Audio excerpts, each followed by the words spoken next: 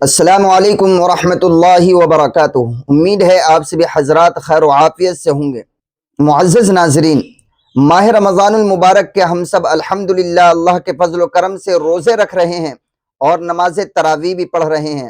دعا ہے اللہ تبارک و تعالی سے کہ اللہ رب العالمین ہم سب کے، ہر مسلمان کے روزوں کو، تراویح کو اور ماہ رمضان میں کیے جانے والے دیگر اعمال کو اللہ اپنی بارگاہ میں قبولیت کا درجہ عطا فرمائے۔ ناظرین، روزوں کے اندر ایک سوال بہت زیادہ شدت کے ساتھ پوچھا جاتا ہے اور بہت سارے احباب پوچھتے ہیں۔ وہ سوال یہ ہے کہ روزے کی حالت میں انجیکشن لگوایا جا سکتا ہے یا نہیں، یا کوئی ٹیکہ وغیرہ، جیسا کہ حاملہ عورتیں ہوتی ہیں ان کو ٹیکے لگتے ہیں، تو وہ لگوا سکتی ہیں یا نہیں۔